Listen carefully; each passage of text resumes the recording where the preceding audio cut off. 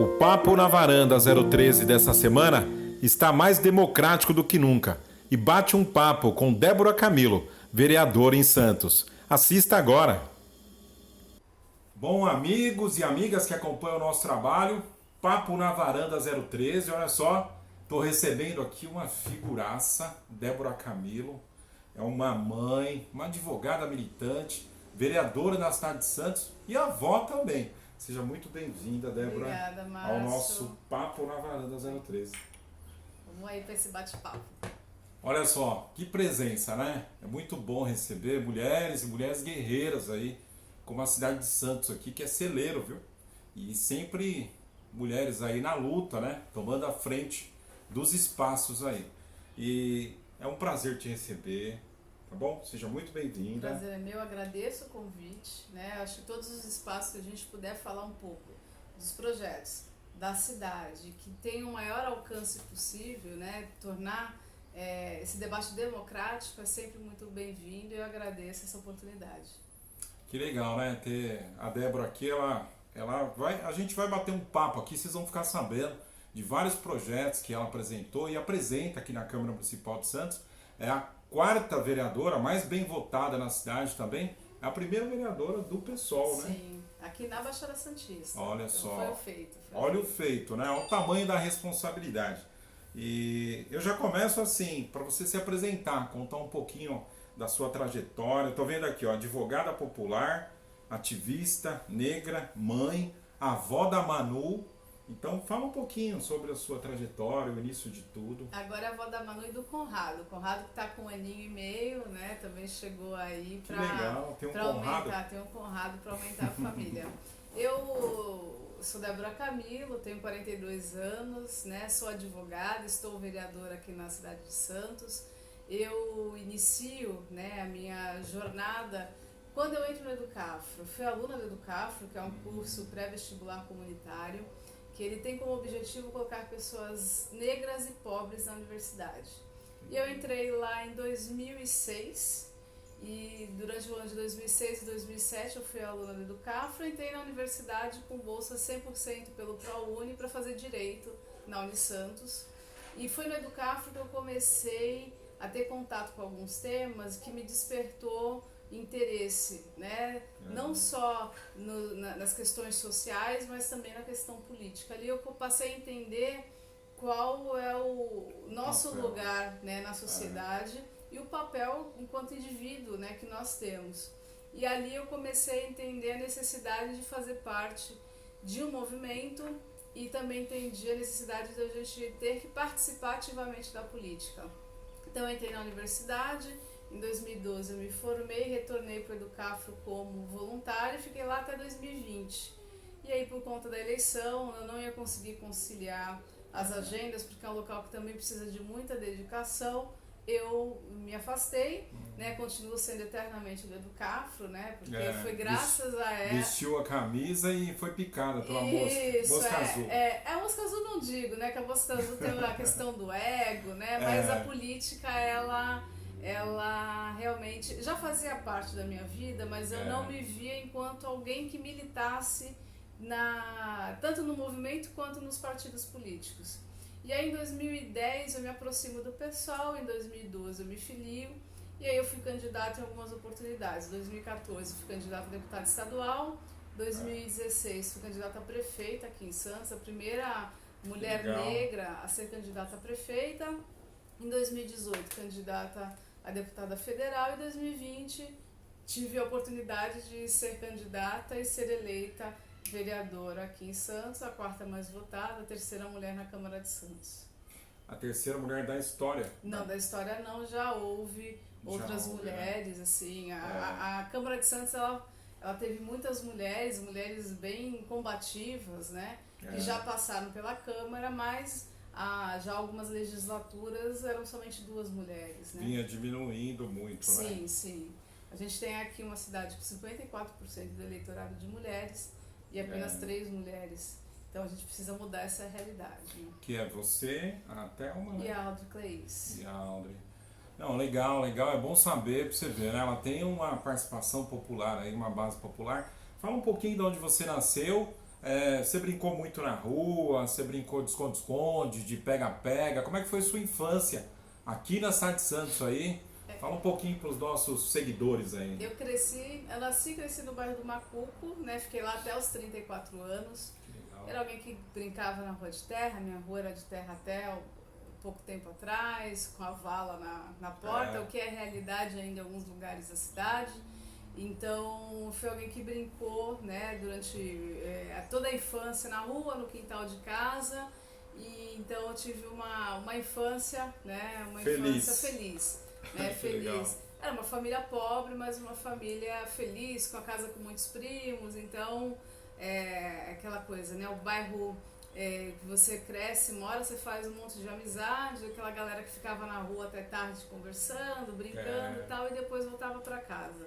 Mas a minha infância foi assim, alguém que curtiu muito, né? E infelizmente que parte das crianças hoje em dia não tem essa possibilidade, né? O direito de brincar, né? Que infelizmente não é algo acessível, né? A todas as crianças. Então eu cresci no bairro do Macuco, depois eu vou para o bairro do Sabuó, estou lá há 8 anos no bairro da Sabuó, são 2 periferias da cidade, então sou nascida, criada e vivo numa periferia da cidade. É o bairro operário, né? Sim. O bairro do Macuco. O bairro do Macuco, de estivadores, de trabalhadores. Os trabalhadores do Porto. Do Porto, Então, são os trabalhadores que acabam construindo aquele bairro e ainda tem essa característica. Mudou, né? Você acaba trazendo pessoas de outro, mas ainda tem muito essa característica de trabalhadores do Porto. E a sua mãe, o seu pai, qual que é a origem deles, assim? Minha mãe é de Sergipe. Né, da cidade de Propriá, né, e ela vem pra cá com 2 anos de idade. Santista nata. Santista nata, né?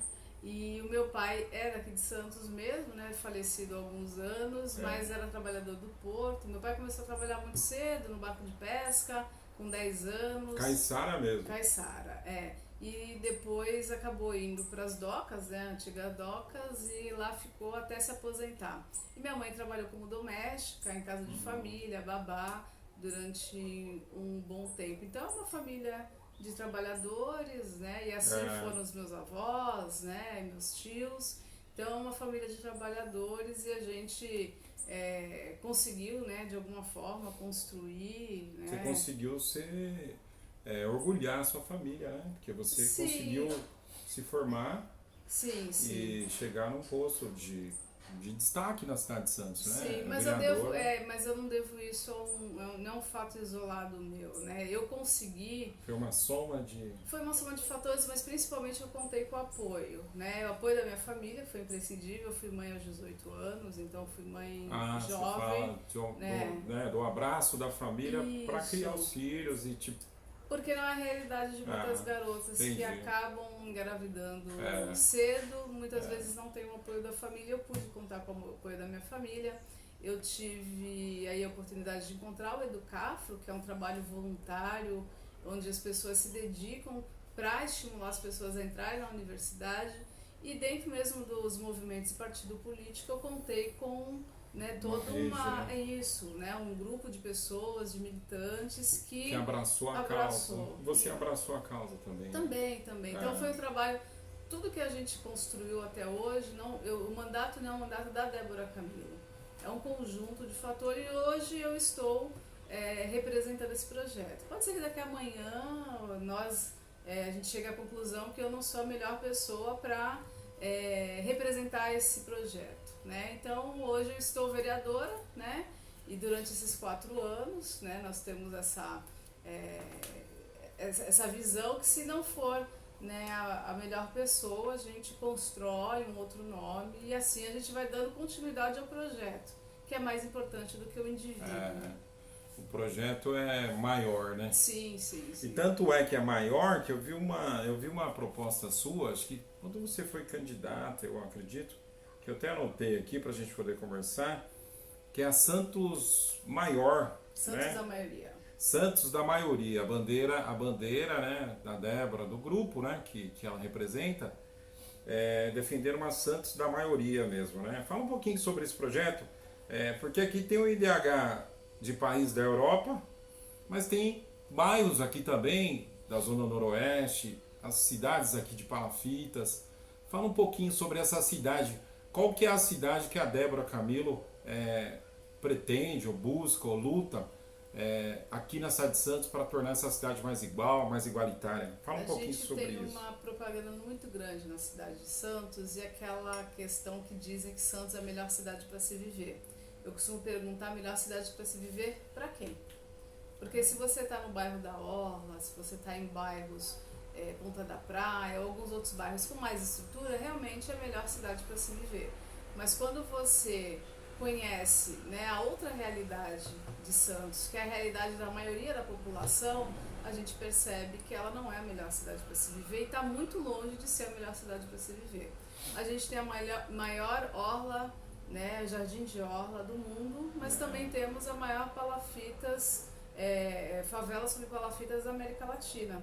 Então é uma disparidade muito grande. Se pensar, né, você citou IDH, nós temos IDH de Noruega em alguns bairros de Santos e IDH da Síria, né? Então não dá pra gente, né, acreditar e afirmar que a gente está na melhor cidade para se viver para todo mundo. Então a gente tem uma Santos que é a Santos da maioria, e ainda é a Santos que tem déficit de habitação, é a Santos que sofre com saneamento, é a Santos que sofre com desemprego, que tem problema com insegurança alimentar. Então essa é a Santos, né, da maioria. E o que a gente precisa fazer é que essa Santos, que é a melhor cidade para se viver, ela se torne a Santos da maioria. Então você pensar num orçamento que seja voltado para as periferias, as políticas públicas que sejam voltadas para a periferia, e aí sim a gente consegue equilibrar.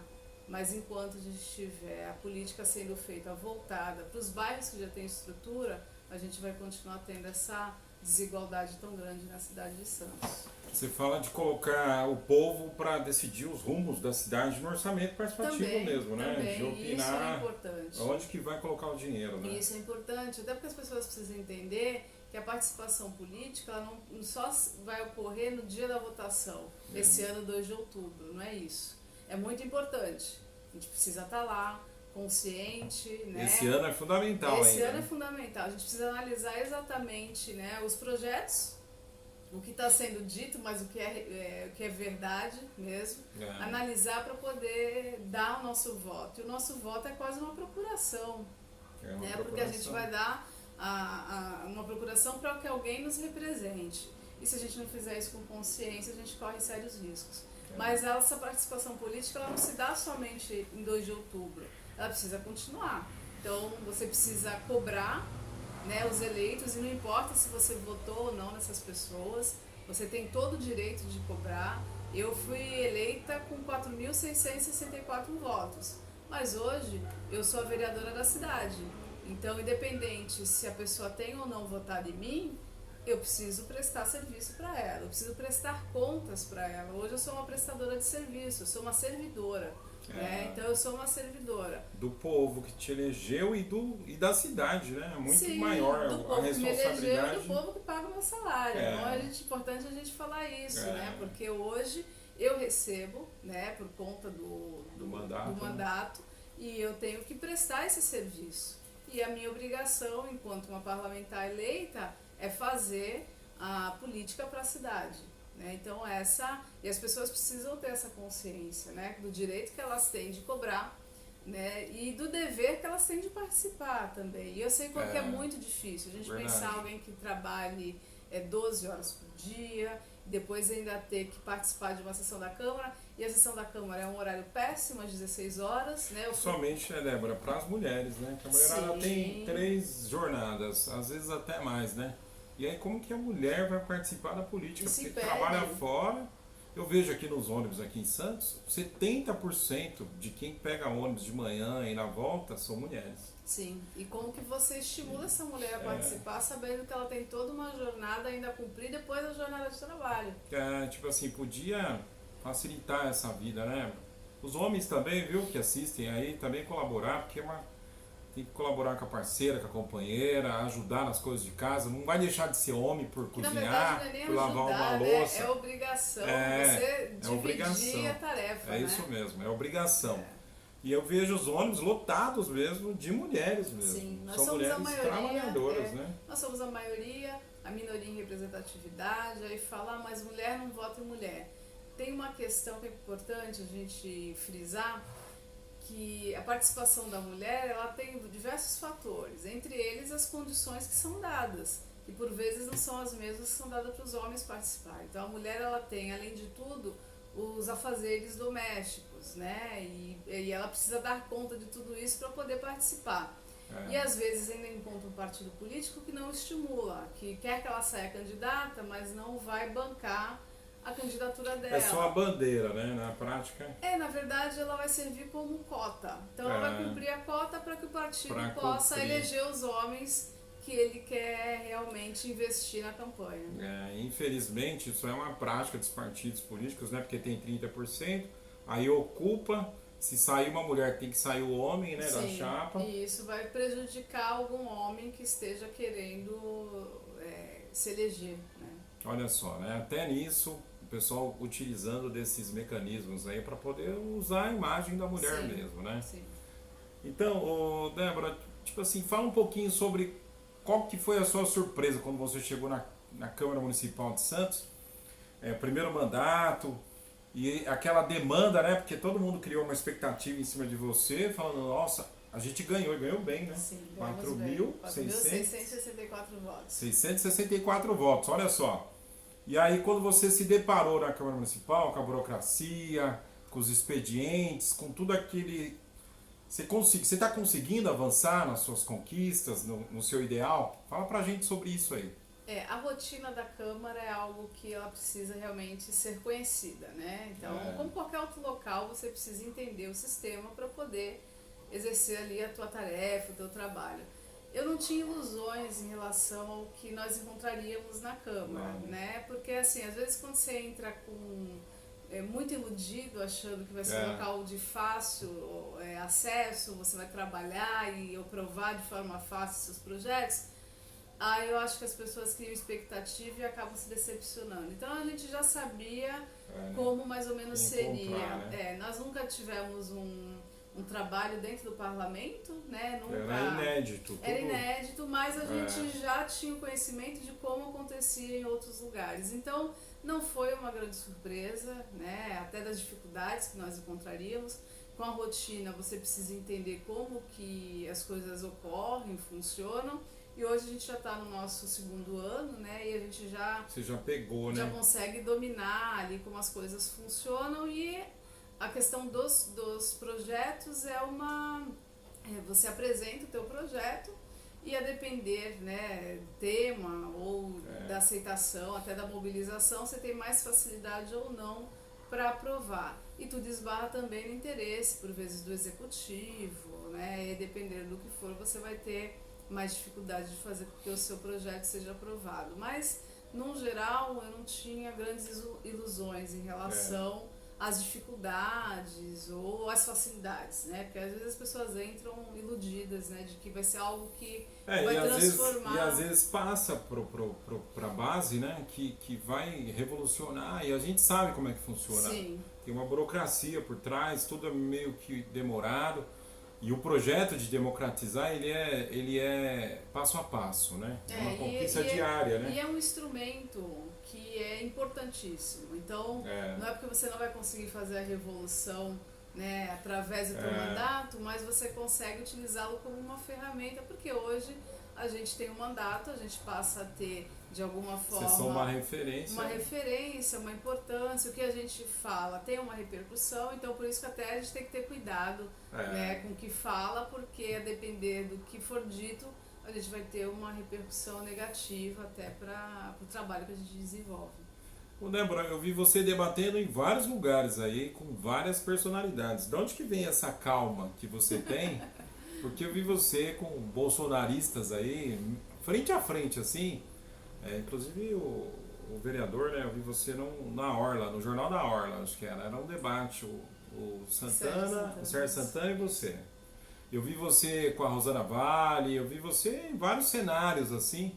e você consegue se sair, né? Você consegue... de onde que vem essa calma? Olha, eu não sei. Você herdou de quem isso?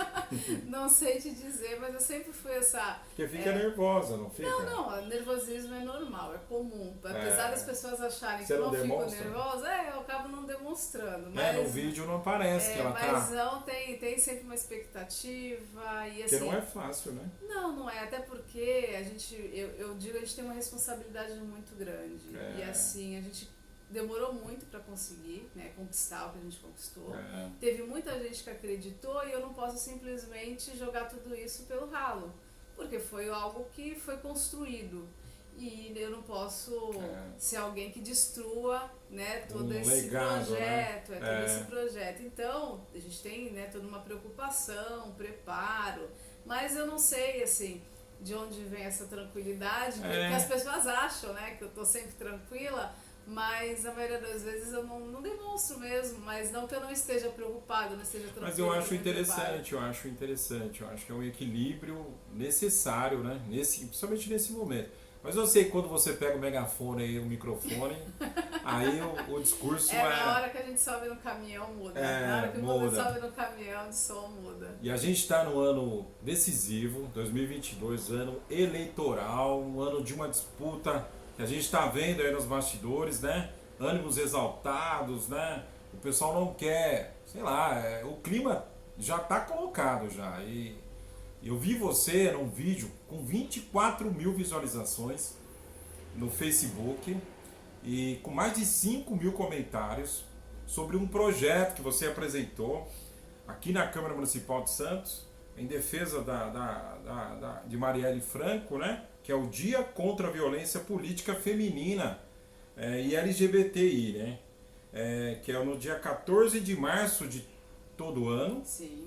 Que esse dia seja reservado para lutar contra a violência política, principalmente em cima das mulheres, né? Fala um pouquinho sobre esse projeto, fala um pouquinho sobre o clima que foi criado e você acabou vencendo, né, em segunda votação. A primeira votação foi 14 votos, né? Ele passou tranquilo. Em segunda votação foi 9-6. É uma briga de amor e ódio? Fala pra gente aí. É isso que está colocado mesmo? Não, na verdade, esse projeto que faz parte da Agenda Marielle Franco, que é uma agenda da qual eu faço parte, né, desde a campanha de 2020. Então, eu trouxe alguns projetos dessa agenda para serem apresentados na Câmara. E entre eles havia esse projeto que é o combate à violência política contra mulheres negras, LGBTQIA+, e periféricas. E nós apresentamos e demos, em homenagem a Marielle Franco, o nome para essa lei. E na primeira votação foi uma votação tranquila, né? Não houve maiores debates, passou com 14 votos, né? Contra 2 contrários e uma abstenção. E já na segunda sessão já estava um clima mais acirrado, porque um dos vereadores fez um vídeo, né? Falando que tinha sido um absurdo, né, a aprovação daquele projeto e convocando as pessoas que eram contrárias a Marielle Franco, né, a estarem na Câmara. E o que a gente viu foi um absurdo atrás de outro. Eu recebi diversos áudios, diversos vídeos. Deturparam o projeto e convocaram as pessoas para irem lá dizer o porquê que eram contra o projeto, porque trazia o nome da Marielle. O projeto, eles diziam que o projeto ele ia aprovar um feriado, que ia aprovar o nome de rua, que ia aprovar uma praça. Então eles inventaram de tudo. Entendi. Bem nesse clima que está sendo criado, né? Utilizaram dessa polarização para fazer com que as pessoas fossem para lá. E aí a gente começou a ver vídeos assim, as pessoas, olá irmãos de armas, estou convocando vocês para estar... Chegou nesse nível, né? Nossa. E aí aí dizendo que a Marielle tinha uma vida... que ela foi morta, entrando na vida pessoal, sim, inventando e trazendo coisas. as fake news que já foram refutadas, né? Dizendo que ela era ex-esposa de traficante, que ela não foi morta por uma questão política. Ah, entendi. Então eles Nossa, tentaram... terrível. Foi terrível. E aí quando eu vi aquela movimentação, né, a gente entendeu assim, não dá para nós não mobilizarmos o nosso povo. O campo, né? Então eu fiz um vídeo que foi replicado em diversos grupos, outras pessoas também fizeram vídeos chamando, nós lotamos a Câmara, né? Foi uma resposta em número de pessoas, né? E foi uma resposta na votação. Foi mais apertado a votação, até porque alguns vereadores deixaram de participar da sessão, outros mudaram o voto, mas a maioria ainda continuou entendendo que era um projeto tem vereador válido. que fugiu da votação. É que não estava na votação, aí eu vou deixar cada um interprete como quiser. Se ausentou da votação, né? Mas acabou passando, né, Débora? Passou, por 9-6. 9-6. Hoje é uma realidade, né? Todo dia 14 de março. Foi sancionado pelo prefeito. E vai ser uma data para as pessoas se conscientizarem, né? É um dia contra a violência política feminina e LGBT e periféricas. E o dia 14 de março foi escolhido por ser a data em que a Marielle foi assassinada. A Marielle foi uma vítima dessa violência política. Fala um pouquinho para os nossos seguidores aqui, quem foi Marielle Franco, só para um resumo, né? A Marielle importante a gente lembrar até para que a gente entenda que infelizmente essa realidade ela não terminou. A gente corre o risco de viver ela em outros momentos. E nesse clima que está sendo criado é perigoso também. A gente corre esse risco. Então, a Marielle ela foi uma vereadora do Rio de Janeiro, que ela foi a 5ª mais votada do Rio de Janeiro. E ela foi morta em 13 de março de 2018, o carro foi alvejado com mais de 13 tiros de submetralhadora. Ela, se não estou enganado, foram 8 tiros que... direcionado para ela, né? Que atingiu ela, né? Então a Marielle ela tem uma vida que ela pode ser, como que eu posso dizer, muitas mulheres podem se identificar com a vida dela e eu sou uma dessas que me identifico. Foi alguém que nasceu na periferia da Maré, né? Na favela da Maré. Ela também foi mãe adolescente. Ela entra na universidade graças a um curso pré-vestibular e ela vai trabalhar, né, com os movimentos, trabalha no mandato do Marcelo Freixo com a questão dos direitos humanos. Ela era socióloga, né, formada numa universidade pública e aí ela se candidata em 2016 e teve aí uma votação expressiva, foi a 5ª vereadora mais votada. E fazia um trabalho no Rio de Janeiro, na Câmara do Rio de Janeiro, importantíssimo, e combatia diretamente a milícia. Né? Eu vi alguns vídeos mesmo, né? Ela punha o dedo na ferida mesmo. Sim. Essa violência policial, principalmente em cima de jovens negros. Né? A corrupção, e a gente viu aí no caso das habitações irregulares, que a milícia que... É todo um sistema ali, né? Isso é quase um estado paralelo. Né? Botijão de gás, a internet, tudo isso. E ela foi alguém que, desde o princípio, combateu isso e acabou, né, sendo morta com a vida, né? Por conta disso. E a forma, né, de a gente manter a memória dela e a luta dela viva também a gente se mantendo na luta. E essa lei, ela vem justamente para que a gente entenda que não dá para a gente aceitar a violência política, ou qualquer outro tipo de violência, mas também não dá para aceitar a violência política na nossa sociedade. E hoje Santos tem a oportunidade de fazer esse debate. Corajosa você de apresentar, de colocar esse assunto em debate, mas é necessário. Sim. A gente aqui no Voz do Povo, no Papo na Varanda, a gente defende a democracia, a liberdade de expressão. São os bens, os pilares da democracia. A gente jamais vai abrir mão disso. Eu acompanhei vocês nos protestos aí dos últimos 2 anos, os movimentos populares aqui em Santos. E acompanhei também o outro lado da moeda, viu? Porque a gente tenta dar voz aí para os 2 lados, né? E eu te vi várias vezes ali na costa ali. Sim. Eram movimentos muito grandes, né? E depois ele foi diminuindo, né? O último que eu Isso fui é normal, tinha né? menos pessoas, né? Mas eu vi momentos ali de milhares de famílias nas ruas ali. Fala um pouquinho sobre esses movimentos populares aqui na cidade de Santos ali, que eu lembro que a concentração era ali na Praça da Cidadania, né? Na antiga FEPAS ali, depois descia ali para Ana Costa até. Fala um pouquinho sobre a organização, sobre essa luta, a importância dessa luta para os nossos seguidores aqui da Voz do Povo. A depender do momento, né, a gente sempre tem a necessidade de estar na rua até para mostrar que existe resistência e que a gente não concorda ou a gente está apoiando determinada causa. E para a esquerda, a rua ela sempre foi um local onde a gente ocupou. E mesmo agora, nesse momento de polarização, não poderia ser diferente. É claro que a depender do momento, você vai ter mais pessoas nas ruas, e as pessoas, ou alguns momentos as pessoas vão entender, esse não é o momento, mas vão lá e me representem. Então é normal a gente ver, né, movimentos lotados e às vezes um pouco mais esvaziado. Eu lembro em 2018, quando nós tivemos o Ele Não, acho que foi um dos maiores manifestações que nós tivemos aqui na Baixada Santista, onde havia mais de 5.000 pessoas ali na Praça da Independência. Então esse foi, ou o da educação, quando começaram os cortes na educação, tinha bastante gente na rua. Mas a rua era necessário.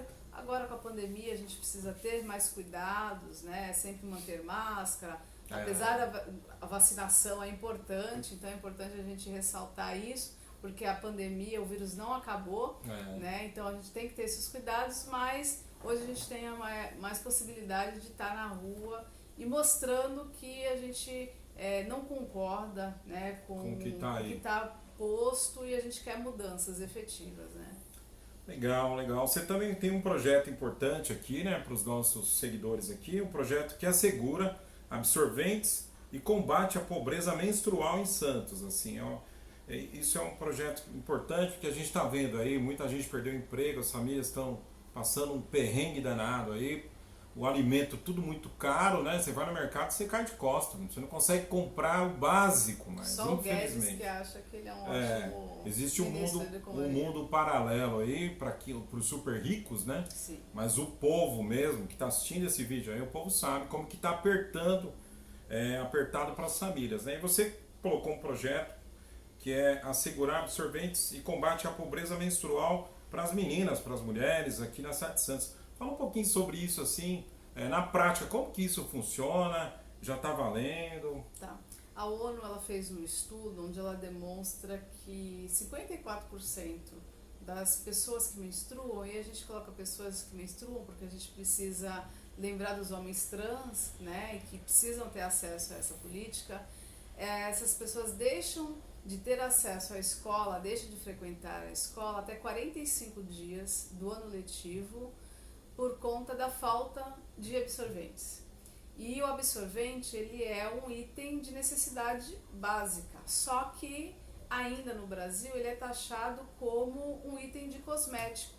Então ele é mais caro. Realmente ele é caro mesmo. É caro. Ele fica ali junto com os cosméticos, tem isso mesmo, né? Sim. Você pode então, reparar. se ele fosse um item de necessidade básica, né? ele teria uma redução de imposto, o que tornaria mais acessível. Então hoje nós temos um número imenso, né, de garotas, pessoas que menstruam, que deixam de ir para a escola, que deixam de trabalhar porque não têm acesso a esse item, que é mais do que necessário. É primordial, né?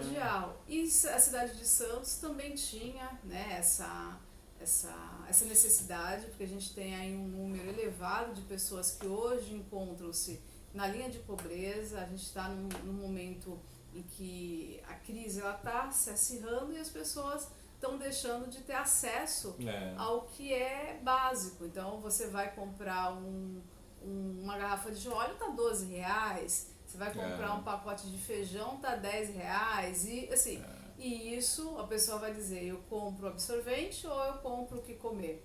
Então você pega uma família com 3 mulheres, né? E isso já impacta diretamente. Deveria ser um item que viesse na cesta básica. e essa não era a realidade. Então, hoje, né, com a aprovação desse projeto, os locais da saúde, assistência social e educação vão ter esse item, né, e as pessoas terão acesso, né, de forma gratuita, sem precisar passar por nenhum constrangimento, porque já sabe que isso vai ter acesso garantido. Só para a gente ter ideia, pela falta do absorvente, algumas pessoas utilizam outros produtos para poder estabilizar, né? Então utilizam jornal, utilizam papel higiênico, né? E algumas chegam a utilizar miolo de pão introduzido na vagina. Então essa é a realidade do nosso Brasil e não é diferente em Santos. Então essa política vai atingir diretamente quem mais precisa. Legal, e eu vi aqui que você apresentou, até em conjunto, até, né, com a vereadora Audrey Clays, né? É difícil falar esse nome, viu? Não é fácil, viu, Audrey, falar seu nome, viu? Eu não sei se foi o pai ou a mãe que escolheu, mas ó... Caprichou, né? Gastaram nesse português aqui. Vai ser, para os nossos seguidores aqui entenderem, vai ser como se fossem os preservativos que tem no posto de saúde. Sim, você assim chega que e você pega. pode... Chega e pega. Ah, legal. Essa é a intenção, né? Eu espero que aconteça dessa forma e caso não aconteça, as pessoas passem pra gente para que a gente possa cobrar o executivo. Olha só, projeto importante, viu, né? Importantíssimo para as nossas guerreiras mulheres aí, né? Agora a gente vai para uma parte que é o lançamento da sua pré-candidatura. É assim, eu estava vendo aqui nas redes sociais, tá perto inclusive, né? No dia 28 de maio, às 17 horas, na Avenida Conselheiro Nébias, 262, isso mesmo. Vila Matias, em Santos, né? Fala um pouquinho sobre isso. Você vai alçar novos voos aí para deputada estadual. Isso. Essa é uma tarefa que a esquerda tem. É tempo de coragem, ou Débora Camilo? É tempo de coragem, sempre, né? Na verdade, sempre. E essa é uma tarefa, né, que eu tenho, né, que cumprir, porque seria muito, de alguma forma, cômodo eu me manter, né, na vereança, fazendo o trabalho da vereança, enquanto o Brasil pega fogo durante uma eleição que está extremamente polarizada e que os rumos, né, da nossa vida depende muito do resultado que a gente vai ter a partir de 2 de outubro.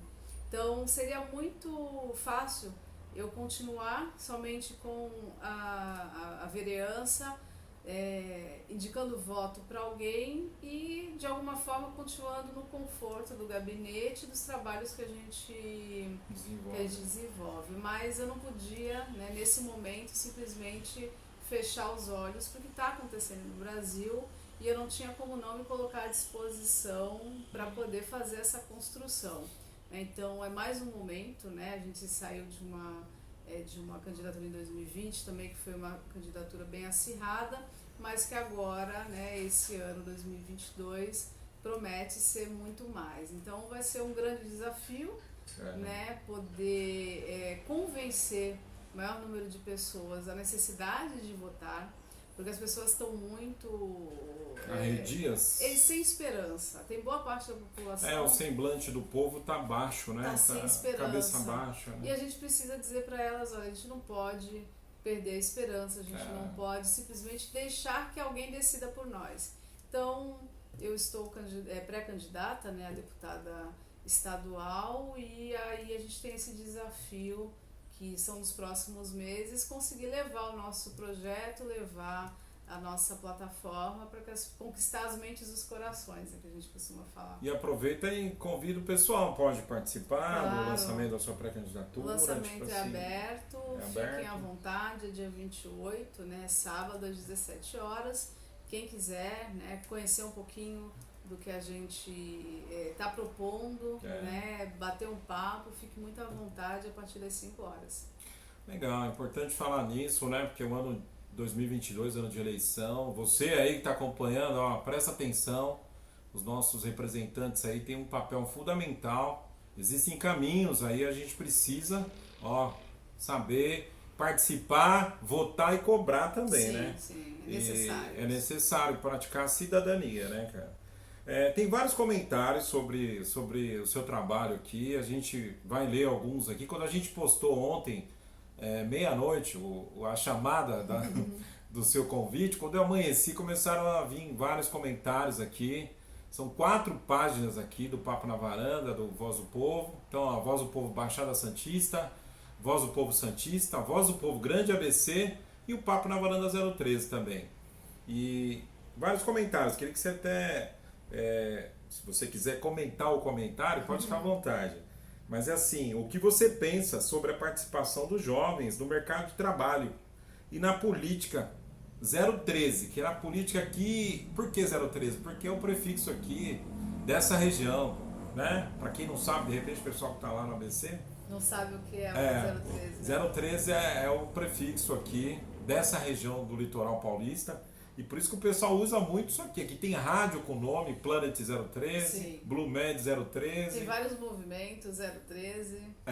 Tem a rádio, né, a Zona Noroeste 013 também. Então fala um pouquinho sobre o que se pode fazer para melhorar a participação dos jovens no mercado de trabalho. Eles são os principais prejudicados nesse momento. Eles não conseguem arrumar emprego. Quando arrumam é subemprego, é para ser para entregar comida de bicicleta, não tem direito trabalhista nenhum. Fala um pouquinho para a juventude, Débora. Manda um recado aí, o que pode se fazer. A gente passou por diversas reformas no Brasil que infelizmente acabaram fomentando ainda mais o trabalho precarizado. E a juventude, e a nossa juventude na sua maioria é uma juventude trabalhadora. Aquela que estuda à noite, trabalha durante o dia e por vezes acaba largando os estudos para poder trabalhar. E essa não deveria ser a realidade. A gente deveria ter condições para que essa juventude conseguisse estudar de forma adequada, até sem a necessidade de trabalhar, mas se houvesse a necessidade de trabalhar, que não fosse um trabalho que o explorasse da forma que infelizmente é a nossa realidade. E o que nós vemos hoje são os chamados subempregos, né? Os aplicativos que exploram, não dão nenhum direito, você não tem direito a férias, 13º, você não tem direito a uma carteira assinada, se você ficar doente, você não recolhe INSS, então você não tem direito ao INSS. Até recentemente passou preliminarmente um projeto nosso que fala justamente de criar locais na cidade que deem um apoio a esses trabalhadores de aplicativo, né, com banheiro, com local de descanso. É necessário, porque você vai na Praça da Independência aqui, eles estão tudo na calçada. Sim, e não é um local apropriado para descanso. Ele não tem um banheiro, ele não tem um local para comer a refeição, e às vezes a gente vê, né, aquele jovem carregando a comida na bicicleta, mas ele talvez esteja com fome e não pode comer aquilo que ele está levando, ele não tem acesso nem ao produto que ele está levando para nossa casa. Então a gente precisa pensar, né, de que maneira a gente vai fazer com que os direitos que nós perdemos sejam resgatados, que a gente consiga ampliá-los e a gente faça com que essa juventude, que infelizmente parte desses jovens não tem perspectiva nenhuma, né? Estão na escola, mas não pensam em fazer uma universidade, não conseguem se ver né, fora daquele mercado de trabalho que o explora. E a gente precisa levar essa expectativa, essa esperança para esses jovens, e é por isso que é tão importante a participação política. Né? O jovem ele pode ser decisivo em todos os processos, e no processo eleitoral não é diferente. Então, que o jovem tenha interesse, que ele, nesse momento, que ele procure seus candidatos, que ele reflita sobre as propostas, conheça os partidos e a vida pregressa, né, dessas pessoas, para que não caia em fake news, e que, para além de participar somente votando, que ele participe efetivamente da política, né, que ele seja o protagonista, né? Que ele ocupe esse espaço que precisa tanto dessa juventude que... Desse sangue novo, sangue novo, que renove realmente, né? Que faça com que a gente tenha uma política que pense o que realmente a população necessita. Sabe o que eu vejo também, Débora? Eu acho que tem que cobrar a responsabilidade social do Porto de Santos aqui, das empresas ali, dos 33 mil colaboradores que existem ali. para que abram essas bolsas para a juventude, tipo assim, que as empresas que estão ali façam esse trabalho aqui, né, para dar um emprego de qualidade para esses jovens. Eu acho que se a gente tiver um olhar para o Porto, a gente consegue fazer eles cumprirem esse papel social. Mas a gente está num momento onde o presidente da República quer entregar o Porto, né? A gente está falando de privatização, também, um porto que lucra milhões durante o mês, né? O mais importante da América Latina, né? O maior. E simplesmente o Bolsonaro quer entregar o porto por uma ninharia, né? E isso não pode acontecer. E a gente precisa cobrar que o porto ele não pode simplesmente utilizar a cidade. Ele precisa ter responsabilidade, porque ele tem um impacto direto na nossa cidade. Ele tem um impacto aqui na vida da cidade. Sim. Então a gente precisa pensar de que forma a cidade participe também do gerenciamento do porto. Então que se crie, né, um gerenciamento municipal, estadual e com a União, para que se pense, né, e não é só Santos, né, a gente tem o impacto das cidades da Baixada. Então há essa necessidade, mas infelizmente hoje a gente também luta contra a preocupação maior a privatização do porto. Esse projeto, né, de privatização. Sim. Olha só, tem um fantasma, além de tudo que a gente está vivendo, ainda tem esse fantasma ainda aí de privatizar o porto, né? Estão mandando vários abraços para você aqui. A Cláudia da Tocas e Cetim, que inclusive é minha amiga, né, Cláudia? Ó, um abraço para você, viu, Cláudia? Guerreira, viu? Ela te acompanha aí, Débora, no seu trabalho. Ela falou, se você, lá na Câmara Municipal de Santos, vocês, sobre a economia solidária, né? Sobre o apoio para essas mulheres empreendedoras que estão nas feiras aqui em Santos. É muito vivo aqui. Eu acompanho a Feira Bela da Baixada, o Vilarejo Arte, né, a Colab, são várias feiras aqui que existem aqui em Santos.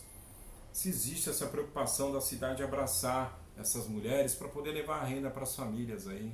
Fala um pouquinho sobre economia solidária para dar uma resposta para ela. Hein? A gente está num momento de crise econômica e sem a previsão de criação de novos postos de emprego. E a economia solidária hoje, ao meu ver, ele é a oportunidade para que as pessoas tenham acesso à renda, né? Tenham acesso, que a cidade tenha a sua economia reativada, mas a gente precisa ter uma política verdadeiramente voltada para a economia solidária. E o que a gente vê, apesar, né, de existirem diversas iniciativas da cidade, é preciso ter uma política voltada para a economia solidária. A gente falar de um fundo, né, a gente falar de um ponto onde as pessoas possam ter informação sobre isso e nós não temos, né, a gente falar do marco da economia solidária. E hoje, né, a gente precisa fomentar cada vez mais e tirar essa história do empreendedorismo. Eu acho que a gente não pode passar verniz, né, na crise e falar, olha, o pequeno empreendedor, se eu vou ser o chefe de mim mesmo, né? Vou fazer o meu horário. Quando na verdade a gente sabe que não é isso, porque às vezes a pessoa foi demitida, pega o valor da rescisão e investe em algo, por vezes, sem ter o conhecimento, perde absolutamente tudo, cai na informalidade. Na verdade, 64 milhões de pessoas estão nessa situação. Né? Então a gente Brasil precisa dar uma outra, né, perspectiva. E a economia solidária, ao meu ver, é a forma que a gente pode. Mas é preciso ter política para isso. A gente também fez um projeto de renda básica permanente em Santos, criação de uma moeda local, fomentar a economia solidária, e isso faria com que a economia na cidade ela tivesse a oportunidade de se reerguer. E assim, aí eu deixo aqui meu abraço, meu apoio para essas mulheres e homens, né, que acreditam também na economia solidária e contem com o mandato, né, e o que vocês tiverem de propostas, que acharem que a gente tem possibilidade de implementar enquanto projeto, pode contar com a gente. Legal, viu aí, Cláudia? Estão mandando vários abraços para você aqui, Bruto Fruto, que o pessoal que faz um trabalho nos esportes aqui da cidade, mandando um abraço para você. Outro abraço. Acho que elas se acompanham aí nas suas redes sociais. O Rafael Moreira. Grande Rafael, dizendo amigo. que você o representa. Você também representa, Rafa. Ele é daqui? É daqui de Santos. Rafa foi candidato também a vereador, é alguém que é professor, cientista político, e aí participa muito da vida política da cidade. Que legal, cara, olha só. E o pessoal do Grande ABC também, que falou, ó, você vai entrevistar ela, manda um abraço para ela. Abraço, deixa aqui o convite, né, para os camaradas que quiserem vir. São várias personalidades aí que acompanham o trabalho da Débora, eles mandando um abraço, desejando um ótimo lançamento da sua pré-candidatura, né, no dia 28/5, às 17 horas, aqui na Conselheiro Nebias 262, na Vila Matias, aqui em Santos. Ó, fica aí o convite da Débora, viu? Serão bem recebidos. Deputada estadual. Pré-candidata a deputada estadual. A deputada estadual. E qual que vai ser a sua bandeira? Assim, são as mesmas bandeiras? Qual que vai ser? Você vai falar para quem? Assim, qual que vai ser a sua bandeira principal? Ó, lembrando que 2022, o caldeirão tá fervendo. Como é que você vai falar para as mulheres, para as periferias? Qual que vai ser a sua pegada aí nessa candidatura a deputada estadual, Débora? A gente tem uma tarefa hoje, que eu digo que é a tarefa talvez número 1, que é tirar o Bolsonaro, né? Essa é uma tarefa. Mas as nossas pautas continuam sendo as pautas que nós acreditamos que são as essenciais, que são as políticas para a maioria da população. Quando a gente fala em geração de emprego, quando a gente fala de combate à fome, combate à pobreza, as pautas que são muito importantes para nós, a questão das mulheres, a questão LGBTQIA+, né, do povo negro, né, a questão indígena. Então, são pautas que, sendo na cidade, no estado... O meio ambiente, Não, o meio ambiente, então, a gente está passando por uma pandemia que é resultado da agressão que a natureza do meio ambiente mesmo, tem sofrido. É a ação do homem aí. E se a gente não repensar a nossa forma de vida, e aí eu não estou dizendo de deixar a torneira meio fechada, de separar o lixo, reciclável, também mas a gente pensar de que forma os grandes grupos exploram o nosso meio ambiente, como nós sofremos com esses grandes desastres que são causados por essa exploração, e a gente está numa região que a gente precisa debater muito isso. A gente tem a cava subaquática, a gente tem o tal do navio bomba, né, para quem não conhece, são aqui, temas, né, que na nossa região nós temos um porto, né, que polui, então a gente tem um problema ambiental muito grande aqui na nossa região, e isso a gente precisa repensar a forma que a gente lida com isso, porque nós fazemos parte disso e não tem outro planeta para a gente habitar. Ou a gente preserva o que a gente tem, ou a gente vai ser extinto junto com ele. E para finalizar, tem uma pergunta, ela falou de um navio bomba, tem uma pergunta bomba aqui. Mas o pessoal pediu para perguntar, a gente não pode fugir, né? O que você acha da chapa Lula com chuchu, né? É assim que perguntaram. Se isso é um prato que vai agradar o povão. Fala um pouquinho sobre isso, sobre essa questão do cenário nacional, aliança do Lula junto com o Alckmin como vice. Fala um pouquinho qual que é a sua visão, Débora, sobre isso. Hoje o nosso apoio é no Lula, para além do Alckmin, né? O Alckmin não seria o nosso vice ideal, né? Porque nós temos aí divergências políticas históricas com a atuação do Alckmin, mas essa foi a aliança escolhida pelo PT na tentativa de fazer com que isso atraísse outros setores. O que, né, eu tenho muito firme é que se o governo Lula, né, quando implementar as suas políticas, for implementar o programa que está sendo proposto, terá total apoio nosso. Mas se houver qualquer distorção do programa, né, se a agenda que sempre foi defendida pelo Alckmin passar a ser o que defendido pelo Lula, nós estaremos nas ruas contra essa implementação. Então, o Lula hoje ele é o candidato que desponta nas pesquisas, é o que tem mais chance de retirar o Bolsonaro, e nós vamos trabalhar para que ele seja eleito, e sendo eleito, que ele implemente o programa que está sendo proposto. E se não for o programa proposto, a gente vai estar na rua cobrando a política que nós defendemos.